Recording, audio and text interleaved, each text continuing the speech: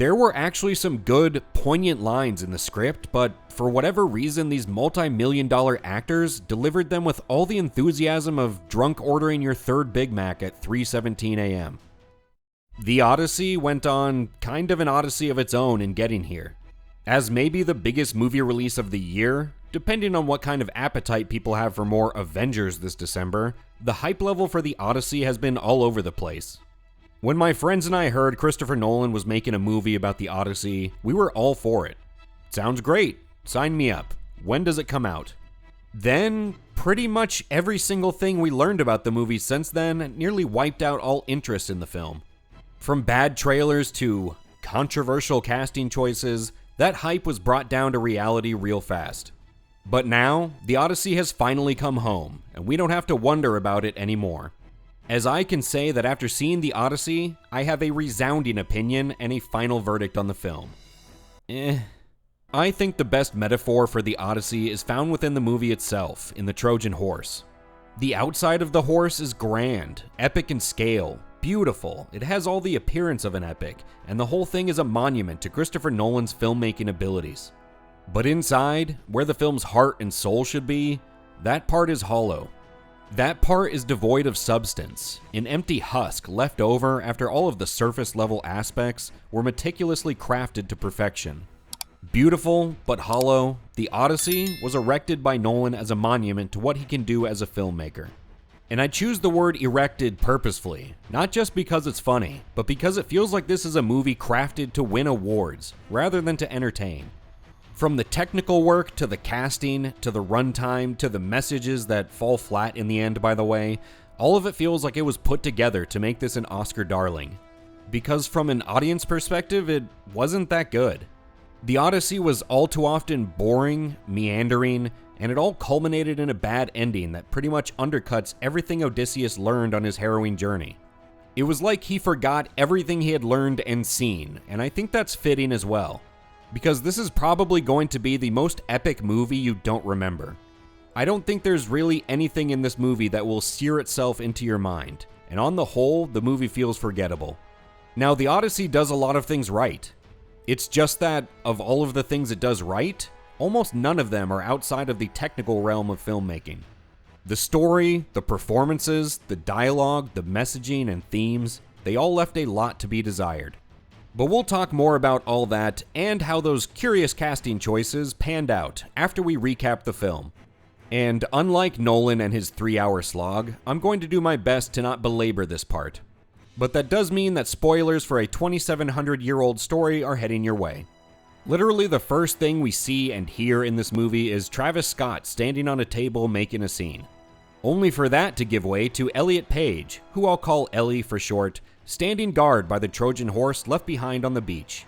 He looks like a little boy wearing daddy's armor, and he's killed by Trojans like a minute into the movie, which is nice. So a mixed start so far. But that's just a flashback. We're 10 years beyond that event, and Odysseus never returned from the Trojan War.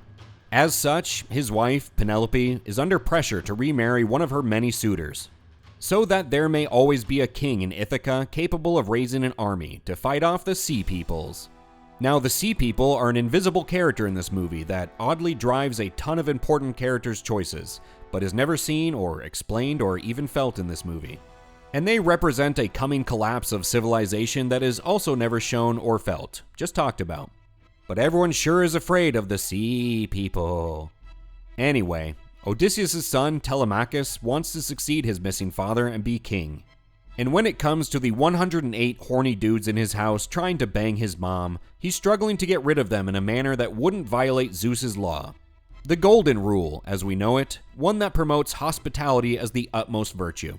At present, Odysseus is stuck on an island with a nymph named Calypso. The nympho feeds Odysseus lotus flowers that leave him in a haze, unable to remember his family, and struggling to remember his men and their journey from Troy. Over the course of the movie, Odysseus remembers more and more of his voyage and recounts it through flashback. Okay, now, here's a very short, nutshell version of this movie that honestly doesn't leave much out. Trying to get home with his men, Odysseus leads them to some unknown shore, defies one god or another, gets a bunch of his men killed, they all run back to the ship, Athena appears just to chastise him, he learns nothing, rinse and repeat. As, back home, his son is beating 100 horny dudes off, trying to keep them from his mom. The rest is just interspersed flashbacks to moments from the Iliad or characters gassing up Odysseus. There are far too many conversations in this movie that boil down to, hey, remember Odysseus? That guy was cool. Or, said in an even smaller nutshell, a man with memory loss is trying to get directions home while his son really doesn't want a new stepdad. On the way home, Odysseus gets some of his men killed by a cyclops with a sheep fetish before blinding the cyclops and making an escape, drawing the wrath of Poseidon, which worsens conditions on the seas and gets more of his men killed. Then he leads them to another shore populated by armored giants that kill more of his men, before fleeing and getting judged by Athena. Then they meet a witch that turns his men into pigs before he talks her out of it and reverses the change. Then they head to Hades, where Odysseus wanted to give Elliot Page's corpse some more screen time. Page's character, Sinon, explains that when they-them died and arrived in the underworld, his father was the first to greet him. And I bet he was still disappointed. Then, all the soldiers that Odysseus got killed in the past charge him, forcing him and his men to flee back to the ship once again. They sail past an island of sirens, and Odysseus has his deafened men tie him to the mast so he can hear their latest song drop. And hey, he only manages to lose one man in this maneuver. But then they unnecessarily get very close to a massive whirlpool that they easily could have gone around, and this gets them attacked by the seven-headed Scylla monster, and more men die. Then they head to the Isle of the Sun God for a short stay and a cursed beef dinner, and Odysseus gets lost at sea, and his men are never seen again. And based on his reckless, defiant nature, getting the last of them killed has to feel like mission complete for Odie at this point. That brings us to today, where he's been on this island with Calypso for 7 years. Odysseus returns home, disguised as a beggar, and, having still learned nothing, kinda ends up burning down a temple to Zeus. Then, still disguised, he speaks with his wife, as Odysseus talks to her about Odysseus and his legendary deeds. But he's come to realize that he's done bad things, and war is bad, and you shouldn't defy the gods. Then, the next day, Penelope announces she will marry whoever can recreate an old parlor trick Odysseus used to do with his bow. And when no one can even string the thing, Odysseus the beggar stands up and does it with ease. Then, having learned nothing, he doesn't hesitate before shooting a black guy in the neck, and breaking Zeus's law and bringing war to his home. Then we have a ridiculous 7-minute scene of Odysseus beating off 100 guys, John Wick style, culminating in him killing Antinous, the primary suitor. Odie gets stabbed like 7 times but is no worse for wear. He leaves Telemachus behind as king as he exiles himself alongside Penelope, before making some pretentious comments about being able to write and some kind of societal collapse that this movie never bothered to show. That would be the end if it weren't for the original Travis Scott song blessing the credits. Now that's the real Siren song. Now I actually want to talk about some of the performances in this movie before we get into its story. Some critics were touting this as Matt Damon's best performance of his career, and I think they must have walked into the wrong theater. I don't think there was a single remarkable performance in the whole bunch when it comes to the prominent characters. For major swaths of this movie, you just feel like you're watching Matt Damon and Tom Holland, and not their characters.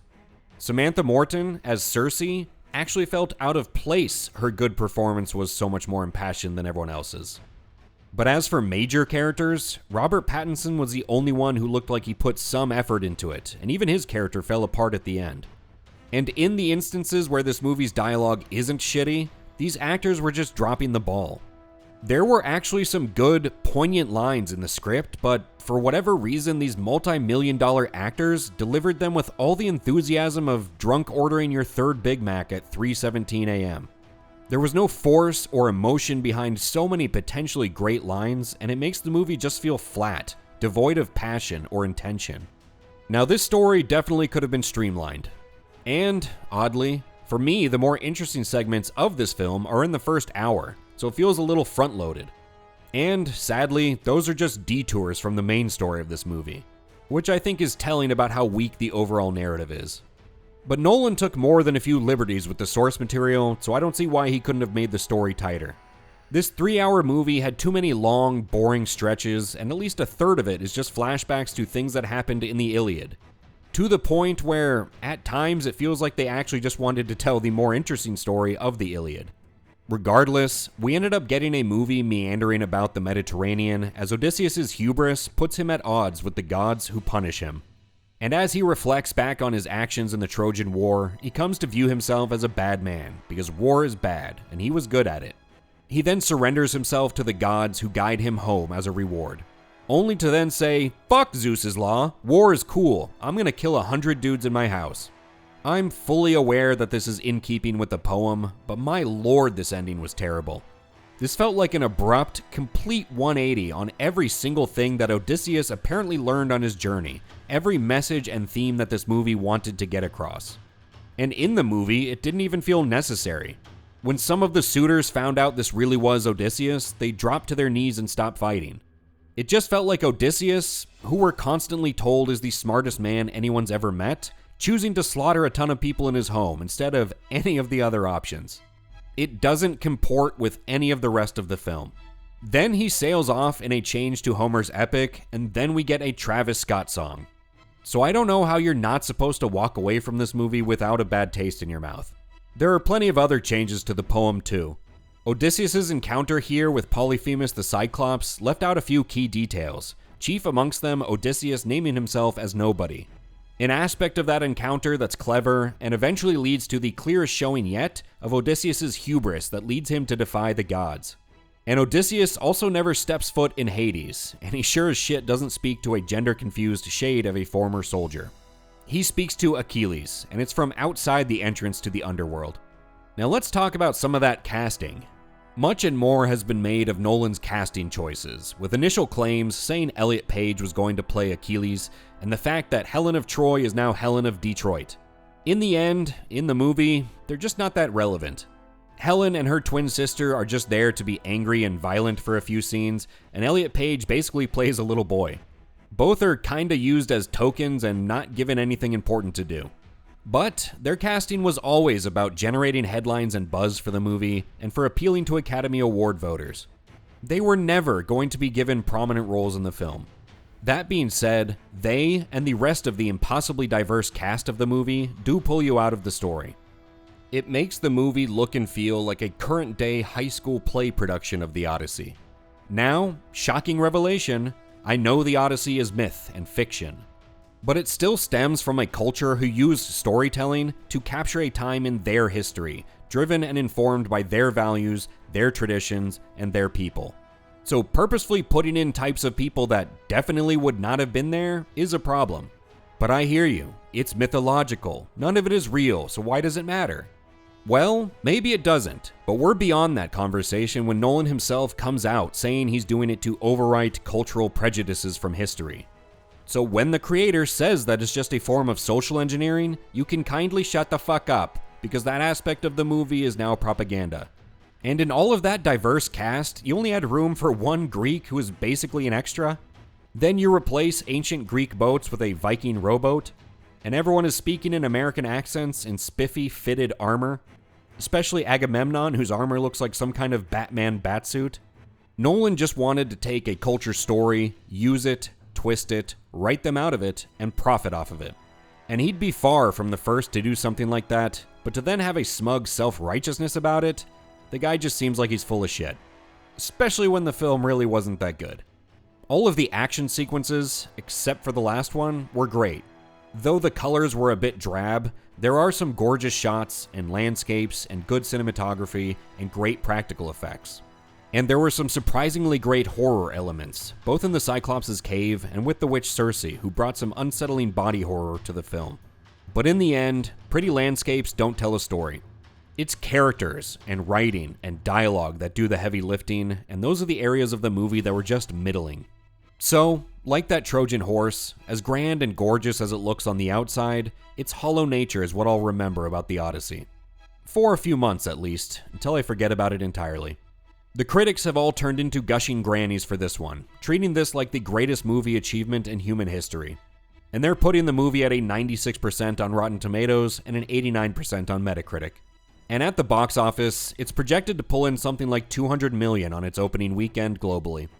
Regardless of its quality at this point, this movie will be lauded and make a bunch of money and win a ton of awards. But for me, this movie gets a debate watch label, even though I don't care for it and would give it a 4.5 out of 10. But this movie will be debated, and I fully expect the people who love it to not understand how someone can not love it. And it wouldn't be the first thing those people don't understand. But even for them, years from now, just like Odysseus munching on those lotus flowers, I think they'll struggle to really remember this movie. They might remember the Cyclops scene or the witch scene, but to really remember Odysseus' story in this movie, I don't see it. And they shouldn't, after all. This movie wasn't made for them. Nolan made this for the 8,000 or so Academy Award voters, not the general public. But as recent history has shown, often the number of Oscars you win has an inverse relationship with how people liked your film. Are you on the Odyssey hype train? Are you planning to see this in theaters? Were you hoping for more Elliot Page? Let us know in the comments below. And remember to like the video if you liked it, and subscribe to HateWatchers for reviews of other current shows and movies. Thank you for watching Odysseus get like 100,000 people killed with me today, and I'll catch you on the next one.